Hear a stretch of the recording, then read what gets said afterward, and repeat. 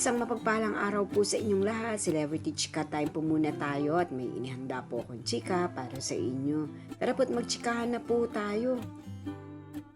Asia's multimedia star na si Alden Richards is spotted sa domestic airport. Yes, mga maka-celebrity chika time, yan po ang ichichika ko sa inyo na lubos rin pong usap-usapan sa social media ng mga netizens, lalong-lalo na nga po ng mga followers at supporters ni Alden. Nasa domestic airport nga po itong si Alden at mukhang may pupuntahang event.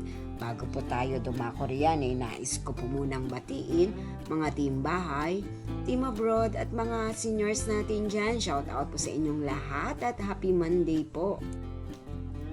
Yes po, ngayong araw nga po ay merong event si Alden para sa Mamangge Festival 2024 sa Ilagan, Isabela. Yes po, kasalukuyan po ngayong nasa Isabela ang ating Asia's multimedia star. Kung kaya nga po namataan po ang Asia's multimedia star na si Alden kasama ang kanyang handler na si Sir Laysam at ang kanyang personal assistant na si Mama Ten na papunta nga po ng domestic airport.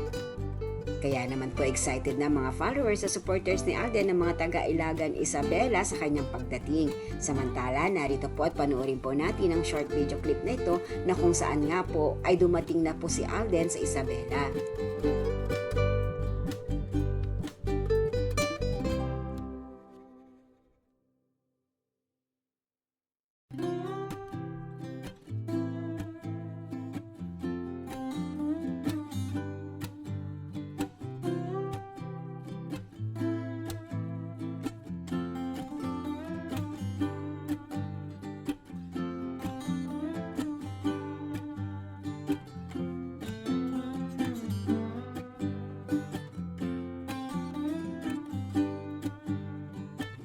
Yan po ang aking chika updates for today. Salamat po sa inyong panonood. Huwag po kalimutang mag-subscribe. Pwede po mag-comment sa ibaba.